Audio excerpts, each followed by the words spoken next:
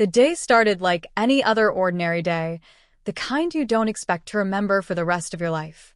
The sun was soft, the streets were busy, and I was just trying to get through a few errands before my knees started complaining. My daughter insisted on coming with me to the bank. She said it would be easier if she handled the paperwork, that I wouldn't have to strain my eyes reading all those forms. I didn't think much of it at the time. After all, she was my daughter. I trusted her. I never imagined that a simple visit to the bank would turn into something that would leave my hands shaking and my heart racing. The bank was crowded, filled with the low hum of conversations, the beep of machines, and the smell of old paper and polished floors. We took a number and sat down. My daughter kept checking her phone, tapping her fingers on her knee, glancing at the counters like she was in a hurry. I asked her if everything was okay, and she smiled too quickly and said she just wanted to get this done fast. I told myself not to overthink it.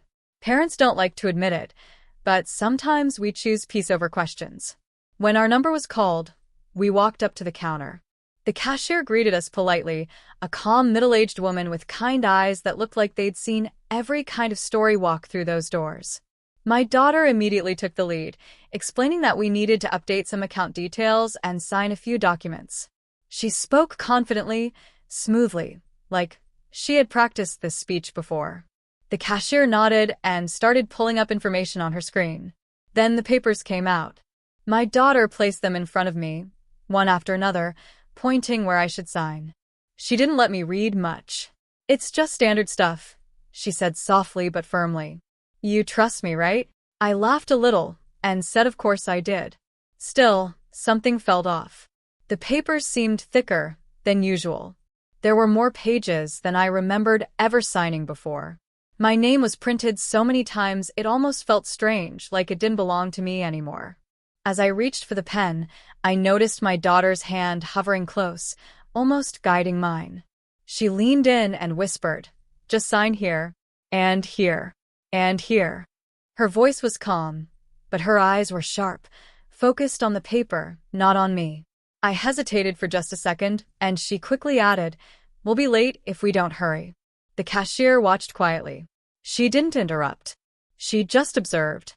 I signed the first page. Then the second. My signature looked shakier than usual. On the third page, my heart started to beat faster. I don't know why. Maybe it was the silence, or the way my daughter's smile never quite reached her eyes.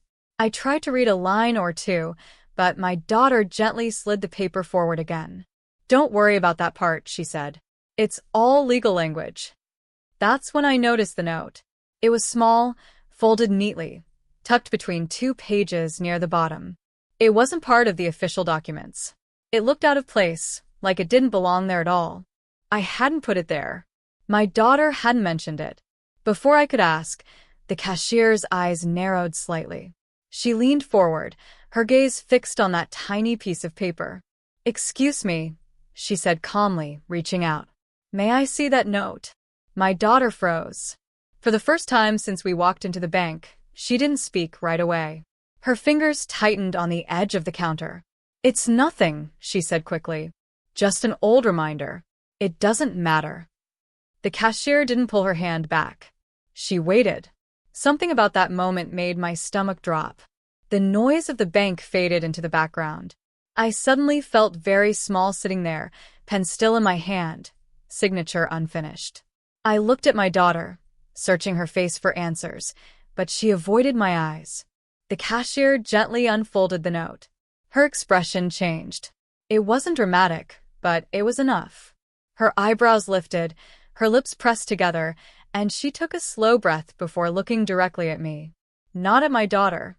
At me. Like she was trying to see past my age, past my tired eyes, and speak to the person underneath. "Sir," she said carefully, "did you write this?" I shook my head. My mouth felt dry.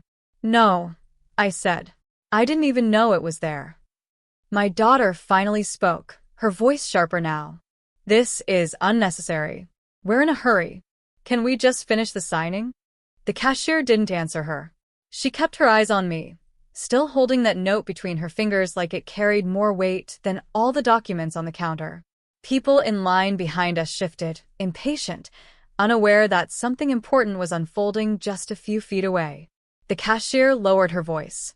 "Sir, before you sign anything else, I need to make sure you understand what's happening here." My heart pounded. I looked down at the papers, at my signature already inked across them, and suddenly they didn't look like simple forms anymore. They looked final, heavy, dangerous.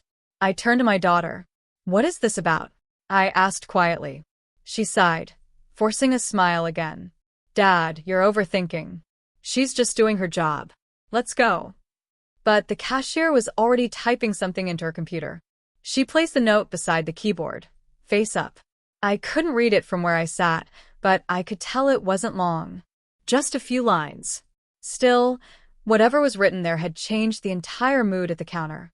The cashier looked back at me and said words I never expected to hear in a place I had always thought was safe and routine. "I'm sorry, but I can't continue this transaction right now." My daughter's face drained of color. And that's when I realized that whatever that note said, it wasn't meant to help me sign those papers. It was meant to stop me. The moment the cashier said she couldn't continue, the air between us changed. It felt heavier, like something unseen had stepped into the space. My daughter straightened up, her shoulders stiff, her jaw tight. She laughed softly, but the sound didn't fit the moment. "There must be a mistake," she said. "We've done this before. Everything is fine." The cashier didn't respond right away. She calmly gathered the papers I had already signed and placed them in a neat stack, slightly out of my reach. That small movement unsettled me more than anything else. It was quiet, controlled, and deliberate. I realized then that this wasn't her first time seeing something like this. Whatever was happening, she recognized it. I tried to speak, but my voice felt weak. "Is there a problem with my account?" I asked. The cashier met my eyes again. "Not exactly," she said. "But there are some things we need to clarify first." My daughter leaned closer to the counter. "We don't have time for this," she said, lowering her voice. "My father is tired. Can we step aside and finish this later?" The cashier shook her head gently. "I'm afraid we can't." People behind us were starting to notice. Someone cleared their throat. Another person shifted impatiently. I felt embarrassed, like I had done something wrong, even though I wasn't sure what that was yet. I had come to the bank so many times over the years. I knew the routine. Sit, wait, sign, leave. This was different. As we stood there, my mind drifted back to the weeks leading up to this day. My daughter had been calling more often than usual. She asked about my savings, my house, my old retirement account. At the time, I thought she was just being responsible, looking out for me. She said things like, "You should simplify your finances, and it's better if everything is in one place." I didn't question her. She was my child. I had raised her to be smart, careful, and strong. Still, there were moments that nagged at me now. The way she insisted on coming with me everywhere. The way she spoke for me during appointments. The way she corrected me when I tried to explain things myself. I had brushed it off as concern. But standing there at the bank, with signed papers in front of me and a note I didn't recognize, those memories felt different. The cashier typed slowly, her eyes moving between the screen and the documents. She asked me simple questions. "Do you live alone? Do you manage your finances yourself? Did anyone help you prepare these documents?" Each question felt like a test I didn't know I was taking. I answered honestly. Yes, I lived alone. Yes, I usually manage things myself. Yes, my daughter helped me this time. My daughter's foot tapped nervously on the floor. "This is ridiculous," she muttered. "You're making this uncomfortable." The cashier finally turned the monitor slightly, so only I could see. She didn't point to anything specific, but I caught glimpses of numbers, account names, dates. Things I recognized. Things I didn't. "These documents," she said carefully, "would give someone else full access to your accounts." I swallowed hard. "I thought it was just an update," I said. "That's what I was told too," my daughter said quickly. The cashier didn't argue. Instead, she reached for the note again. She didn't read it out loud. She didn't need to. Her expression said enough. "This note raised concerns," she said. "Concerns we are required to take seriously." I finally asked the question that had been pressing on my chest. Who wrote the note? She hesitated. It came with the paperwork, she said.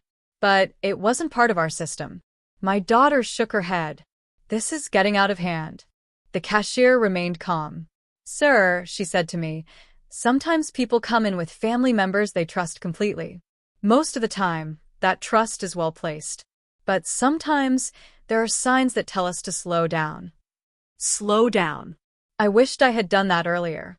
She asked if I would be willing to step into a private office for a moment. Just me. No pressure. No rush. My daughter immediately objected. That's not necessary, she said. I should be there with him. The cashier smiled politely. This is standard procedure. I looked at my daughter. She looked back at me, her eyes searching my face, almost pleading. Dad, she said softly, you know I'd never hurt you. I wanted to believe her. I still did, in some part of me. But another part, quieter and more afraid, wondered why she seemed so desperate to stay by my side during this conversation. As we waited for the office to be prepared, the cashier made a phone call. She spoke in low tones, using words I didn't fully understand. Verification, unusual documentation, elder account holder. Each word landed heavier than the last. I felt exposed, vulnerable, like my life, my choices, my trust were being examined under a bright light. I thought about my late wife, how she used to handle these things. How she always said, read everything twice. I hadn't read anything today. I had signed because my daughter asked me to. The office door opened, but before we could move, another employee approached. They exchanged a look, brief but meaningful. Something bigger was happening behind the scenes, something I wasn't being told yet. My daughter crossed her arms. Are we being accused of something? She asked sharply. No one is accusing anyone, the cashier replied. We're just making sure everything is done the right way. The right way. I wondered how close I had come to doing it the wrong way. As I stood up, my knees weak, I noticed something else that sent a chill through me. The signature on one of the pages didn't look like mine at all. It was close, but not quite right. I couldn't remember signing that one. I opened my mouth to say something, but the words didn't come. Not yet. Because whatever was happening, whatever that note said, it had only just begun. The private office was small and quiet, a sharp contrast to the noise outside. The door closed softly behind us, but the silence felt loud. I sat in a chair across from the cashier, while my daughter remained standing near the wall, arms crossed, her eyes fixed on the floor. The room smelled faintly of coffee and paper, a familiar bank smell that suddenly felt unsettling. The cashier introduced herself again, more gently this time, and explained that her role was to protect customers, especially during sensitive transactions.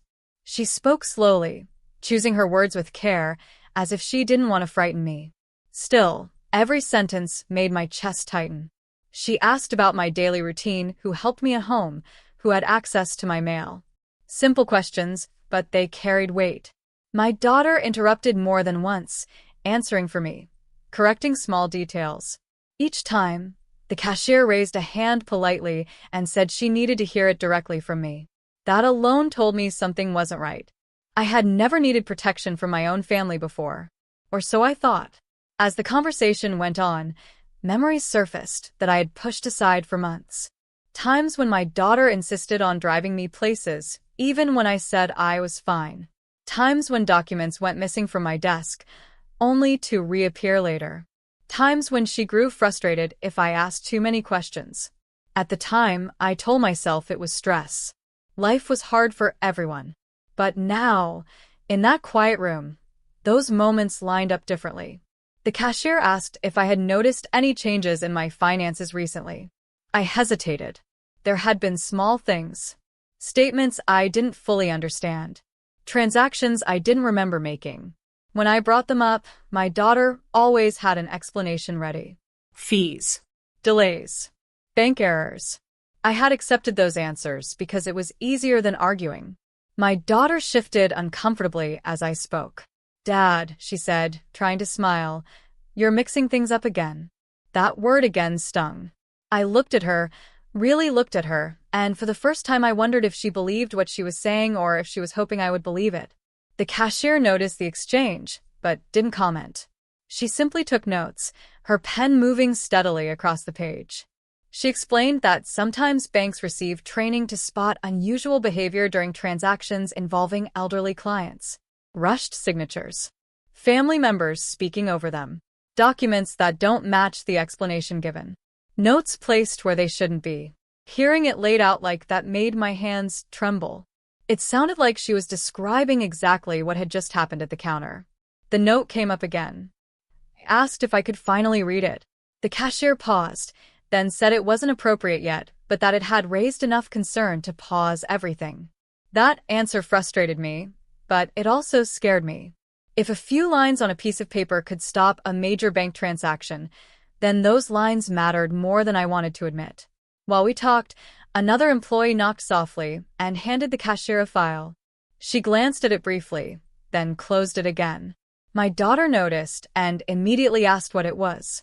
The cashier replied calmly that it was internal review information. That only made my daughter more tense. I began to feel caught between two sides. On one side was my daughter, someone I loved, someone I trusted with my life. On the other side was the bank, an institution that didn't know me personally but seemed suddenly invested in my safety. I didn't know who to believe, and that confusion was exhausting. The cashier suggested that we pause all account changes for the day. She said it would be best if I came back another time, alone or with a neutral advisor. My daughter reacted strongly to that suggestion. She said it was unnecessary, inconvenient, even insulting. Her voice grew louder, sharper, echoing slightly in the small room. I felt a wave of sadness more than fear. This wasn't how I imagined spending time with my child. I had worked my whole life to give her stability, to make sure she never had to worry the way I once did. Now we were sitting in a bank office, surrounded by suspicion and unfinished paperwork. As the tension grew, the cashier remained steady. She wasn't accusing anyone, but she wasn't backing down either. She explained that once concerns are raised, the bank is obligated to follow certain steps. That included documenting the interaction and, in some cases, involving additional departments. She didn't say which ones, but she didn't need to. The implication hung in the air. My daughter asked if we were free to leave. The cashier said yes, but the transaction would remain frozen. The signed documents would not be processed. That word frozen echoed in my head. It felt like time itself had paused, waiting for a truth to surface. As we stood up to leave, I noticed other employees watching discreetly from their desks. Not staring, but aware. Observant. I felt exposed all over again. My daughter walked ahead of me, her steps quick, her back straight. She didn't offer to help me up like she usually did. At the door, I turned back and caught the cashier's eye. There was something unspoken between us, a quiet understanding that this story was far from over. She gave me a small, reassuring nod, but it didn't ease my mind. Outside the bank, the world continued as if nothing had happened. Cars passed. People laughed. Life moved on. But inside me, everything felt unsettled. My daughter finally spoke, telling me we would talk about this later, that the bank had overreacted, that everything would be cleared up soon. I nodded, but I wasn't listening the way I used to. My thoughts were stuck on that note, on the signature I didn't remember, on the way the cashier had looked at me like she was trying to protect me from something I couldn't yet see. And as we walked away from the bank, I realized the hardest part wasn't what the bank might uncover. It was the growing fear that the person I trusted most might be at the center of it all. The drive home was quiet in a way that felt unnatural. My daughter kept her eyes on the road, gripping the steering wheel a little too tightly. I watched the familiar streets pass by, but they didn't feel familiar anymore. Everything looked the same, yet I felt like I was seeing it through someone else's eyes. I wanted to ask questions, so many of them, but the words stayed trapped in my throat. When we reached the house, she parked quickly and got out without saying a word. I followed more slowly, my legs heavy, my thoughts even heavier. Inside, she moved around the living room, straightening things that didn't need fixing, talking about dinner, about how tired she was, about how banks always make things complicated. Her voice filled the space, leaving no room for silence. That night, sleep didn't come easily. Every time I closed my eyes, I saw the papers on the counter, the cashier's serious expression, the note folded between the pages. I kept replaying the day, trying to remember every detail. The more I thought about it, the more certain I became that I had missed something important long before we ever stepped into the bank. The next morning, I noticed my mail had already been sorted and stacked neatly on the table. That wasn't new, but this time it felt different. I picked up an envelope from the bank that I didn't remember opening. It had been slit carefully, resealed almost perfectly. My name was on it, but the contents were gone. When I asked my daughter about it, she said she had opened it by mistake. Her answer came too quickly. Over the next few days, small things kept adding up. Phone calls ended when I walked into the room. Documents disappeared from my desk. My daughter became increasingly impatient whenever I mentioned the bank. She insisted we didn't need to go back, that everything would sort itself out. But the bank didn't call. No letters came explaining what had happened. The silence was unsettling. Then one afternoon, my phone rang while my daughter was out. The caller ID showed the bank's number. My heart started pounding before I even answered. The voice on the other end was calm, professional. It wasn't the cashier this time, but someone from a different department. They asked if I was alone. That question alone made my hands shake. They said they needed to review some details with me, privately. They mentioned the paused transaction, the unusual documentation, and the note. They didn't explain what was in it, only that it suggested I might not have been fully aware of what I was being asked to sign. Hearing that confirmed my worst fears. I agreed to meet them the next day. When my daughter came home, I didn't tell her about the call. I hated keeping secrets from her, but something deep inside told me this conversation needed to happen without her influence. That realization hurt more than anything else so far. The night before the meeting, I barely slept. I kept thinking about the years I spent raising her, teaching her right from wrong, protecting her from harm.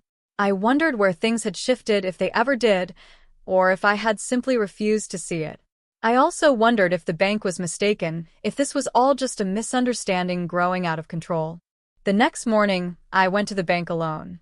Walking through those doors without my daughter by my side felt strange, like stepping into unfamiliar territory. The same cashier spotted me and gave a small nod, her expression serious but kind. I was led into another office, larger this time, with 2 people waiting. They introduced themselves and explained that their job was to ensure customers were making informed decisions without pressure. They placed copies of the documents in front of me. Not the originals. Copies. That alone made my stomach drop. They asked me to read through them slowly. As I did, my heart sank. The language was clearer now, the meaning harder to ignore. These weren't simple updates. They were changes that could affect everything I owned. They asked me again if I understood what I had been signing that day. I told them the truth. I thought I did. Now, I wasn't so sure. Then they slid the note across the table. My breath caught in my chest. My name was written at the top, but the handwriting wasn't mine. The message was short, urgent, and deeply personal. I felt a wave of emotion wash over me as I realized who must have written it and why. It wasn't meant for me to see it first. It was meant for someone like the cashier. Before I could fully process it, one of them said they needed to ask a few more questions about my relationship with my daughter, about recent changes in my life, about who had been helping me manage my finances. Each question felt heavier than the last. As they spoke, I realized this meeting wasn't just about paperwork anymore. It was about trust, control, and whether I had truly been acting of my own free will. My phone buzzed in my pocket. A message from my daughter, asking where I was. I didn't answer. The tension in the room thickened as they exchanged a glance and said there were next steps they might need to take, depending on how the conversation continued. They didn't say what those steps were, but the implication was clear. And sitting there, with the note in front of me and my phone vibrating silently, I knew the story was reaching a point where nothing would ever be the same again. I sat there staring at the note, my hands trembling as if it carried a weight far heavier than paper. Before I could ask anything more, one of the bank representatives gently took the note back and placed it inside a folder. That simple action felt final, like a door quietly closing. They told me they needed time to verify a few things and stepped out of the room, leaving me alone with my thoughts and the soft hum of the air conditioner. That was when my phone rang again. This time, it wasn't my daughter. The number was unfamiliar, but something told me to answer. The voice on the other end was low and careful. They introduced themselves as someone connected to a legal assistance group that works with financial institutions. They said my name slowly, making sure they had the right person. Then they said something that made my chest tighten. They told me this was not the first time my account activity had raised concerns. I felt my breath catch. They explained that weeks earlier, there had been an attempt to make changes remotely. Online forms, authorization requests. Nothing had gone through fully, but the patterns were noted. At the time, it was flagged as a precaution. Now, after what happened at the bank, those earlier attempts suddenly mattered a lot more. I asked the question I had been afraid to ask. Was my daughter involved? There was a pause. Just long enough to say more than words ever could. They didn't answer directly. Instead, they said they were still gathering information and that it was important I remain available and honest. Honest. The word echoed in my mind. I had always believed honesty was enough to keep life simple. Now it felt like honesty might tear something apart. When the call ended, I realized my hands were cold. I looked around the empty office, suddenly aware of how alone I felt. This wasn't just a bank issue anymore. It was something deeper, something tangled with family, trust, and control. The representatives returned a few minutes later. Their expressions were more serious now. One of them explained that they needed to temporarily restrict access to certain accounts until everything was reviewed. It wasn't a punishment, they said. It was protection. Still, hearing that made me feel like my own life had been put on hold. Then came the second twist. They asked me if anyone else had contacted me recently about my finances. Anyone outside the bank. I hesitated, then mentioned a phone call I received a month ago from someone offering to help manage my assets. At the time, I ignored it. Now, the room went quiet. They exchanged looks again. One of them asked for more details. The number, the timing, whether I had mentioned it to my daughter. I hadn't. They explained that sometimes situations like this involve more than one layer. That family pressure and outside influence can overlap in ways people don't expect. Hearing that made my stomach churn. I had assumed this was a personal issue, something contained within my home. The idea that there could be more people involved made everything feel larger and more dangerous. My phone buzzed again. This time, it was a message from my daughter asking why I wasn't answering and why the bank had just called her. That message made my heart sink. I hadn't realized they would reach out to her too. The representatives noticed my reaction. One of them gently asked if I felt safe at home. The question caught me off guard. I nodded, but not confidently. I felt safe physically, yes, but emotionally I wasn't so sure anymore. They said they might need to speak with my daughter separately. Not to accuse, but to understand. The thought of her being questioned made my chest ache. No matter what was happening, she was still my child. But another part of me knew this couldn't be avoided. As I stood to leave, they reminded me not to sign anything else, not to agree to any changes, and not to feel pressured by anyone. Pressure. That word again. It followed me out of the office and into the bright afternoon light. When I stepped outside, my daughter was there. She stood near the entrance, arms crossed, her face tight with frustration and worry. She asked me what was going on, why people were calling her, why I didn't tell her I was coming back to the bank alone. Her questions came fast, one after another, leaving little space for answers. I looked at her and realized I didn't know what to say anymore. The certainty I once felt was gone, replaced by doubt and fear. She reached for my arm, her grip firmer than usual, and told me we needed to talk. Now. At home. As we walked to the car, I noticed the way her hand stayed on my arm a little too long. Protective, maybe.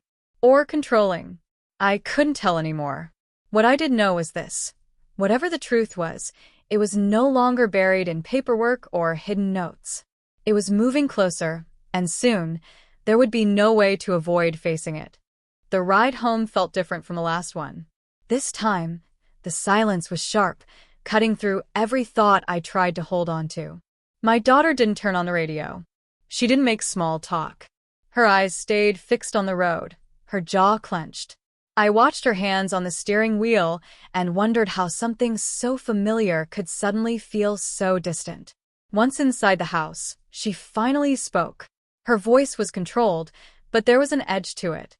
She asked what the bank wanted, why they were calling her, what I had told them. I sat down slowly and told her the truth. That they were reviewing the documents. That the transaction was frozen. That there was a note. I didn't say what was in it. I didn't need to. Her face changed when I mentioned the note. She sat across from me, rubbing her temples, and let out a long breath. For a moment, she looked tired instead of defensive. Then she said something I didn't expect. She said she was trying to protect me, that people had been calling her, telling her my accounts were vulnerable, that scammers target elderly people like me every day. She said she panicked. She said she thought moving things quickly was the safest option. Asked her why she didn't tell me everything. Why she rushed me. Why she didn't let me read what I was signing. Her eyes filled with tears, but she didn't look away. She said she was afraid I would say no. Afraid I wouldn't understand. Afraid I would lose everything if she didn't step in. Hearing that hurt more than anger ever could. It meant she didn't trust me to make my own choices anymore. The next day, we both went back to the bank. This time, the meeting was longer. More people were involved. Everything was laid out clearly. The documents, the attempted online changes, the paused transactions. It was overwhelming, but for the first time, nothing was hidden. I was given time to read. Time to ask questions. Time to think. The truth finally came out in full. The note had been written by a junior bank employee weeks earlier, someone who noticed inconsistencies during an earlier visit my daughter made alone. She had tried to submit paperwork without me present. When it didn't go through, the employee made a record, unsure if it mattered. On the day we came together, that same employee recognized the pattern and slipped the note into the file before passing it to the cashier, hoping someone would look closer. That small act changed everything. The bank confirmed that no permanent changes had been made. My accounts were safe. Nothing was lost. The main conflict that had been hanging over me like a storm cloud finally broke. I felt a rush of relief, so strong I had to steady myself. My daughter apologized. Not the quick kind of apology meant to end a conversation, but a real one. She admitted she crossed lines. She admitted she let fear turn into control. The bank representatives made it clear that moving forward, all decisions would be made with my full understanding and consent, or not at all. It felt like the end. But just as I thought the tension was finally settling, one of the representatives cleared their throat and said there was one more thing. They explained that during the investigation, they traced the earlier phone calls offering financial help. Those calls weren't random. They came from a small operation that targeted family members, not just elderly account holders. They pressured relatives into acting quickly, feeding them fear and misinformation. My daughter went pale. She admitted she had spoken to them. More than once. They told her stories about people losing everything overnight. They convinced her that acting fast was the only way to protect me. She hadn't realized she was being manipulated too. That was the final twist I never saw coming. This wasn't just about trust between a father and daughter. It was about how fear can spread, how easily love can be used as leverage, how quickly good intentions can turn into harmful actions. The bank said they were reporting the operation. Steps were being taken. Safeguards were put in place. When we left the bank that day, the air felt lighter, but the road ahead felt uncertain. We had resolved the crisis, but something between us had shifted. Trust doesn't snap back into place just because the danger passes. At home, we sat quietly for a long time. No arguing. No explanations. Just two people trying to understand what had almost been lost. I told her I needed space to think, and she nodded, tears in her eyes. That night, as I sat alone, I realized how close I came to signing away more than money. I almost signed away my voice, my independence, my right to be heard. All because I didn't slow down. The bank, the cashier, the note, the pressure, the fear, it all led to one hard truth. Trust is powerful, but it should never replace understanding.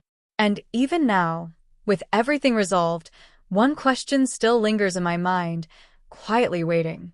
If that note hadn't been read, how much of my life would I have lost before anyone noticed?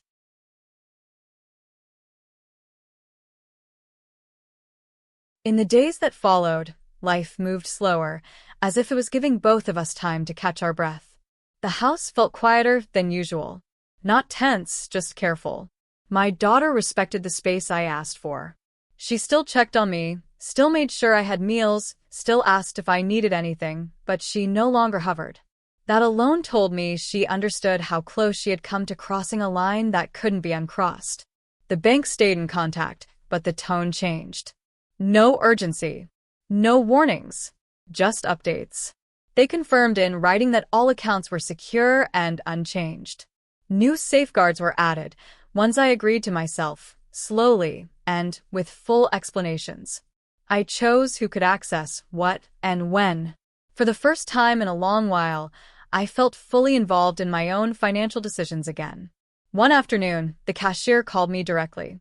Not as part of a process, just as a person. She said she was glad everything turned out the way it did. I thanked her, but the words didn't feel big enough. Without her attention, without that note being taken seriously, the ending could have been very different. Before hanging up, she said something that stayed with me. She said most problems don't start with bad intentions. They start with silence and speed. My daughter and I finally talked openly a week later. Not rushed. Not defensive. Just honest. She admitted how overwhelmed she had been, how convincing those callers sounded, how afraid she was of failing me. She said she didn't realize how much pressure she was putting on me until it was too late. I told her how it felt to sit at that bank counter, pen in hand, realizing I wasn't being seen as capable anymore. We both cried. Not loudly, just quietly, the kind of tears that come when something heavy is finally set down. Rebuilding trust wasn't instant, but it was real. We agreed on clear boundaries. I would manage my finances, ask for help when I needed it, and always take time to read and understand what I was signing. She would support me without taking over. It wasn't about blame anymore. It was about balance. The outside issue was handled too. The bank informed me that the operation targeting families had been shut down. It brought me a sense of closure, knowing that what happened to us might help prevent someone else from going through the same fear and confusion. That didn't erase the experience, but it gave it meaning. As weeks turned into months, the memory of that day at the bank softened, but it never fully faded. And I didn't want it to. It reminded me to slow down, to ask questions, to trust, but also to stay aware. Aging doesn't mean giving up control. It means choosing how and when to share it. Sometimes when I walk past the bank now, I pause for a moment. I think about how ordinary it all looked from the outside. Just a father and daughter running errands. No one in line behind us could have known what was unfolding. That's the thing about moments that change your life. They rarely announce themselves. My relationship with my daughter is different now, but stronger in a quieter way. There's more listening, more patience, less assumption. We both learned that love doesn't mean acting fast. Sometimes it means stepping back and letting someone stand on their own. If there's one thing this experience taught me, it's this: your voice matters, no matter your age. Read the papers. Ask the questions. Take your time. And never let anyone rush you into decisions that shape your life, even if they love you. Because sometimes, all it takes is one person paying attention, one note being read, to change everything.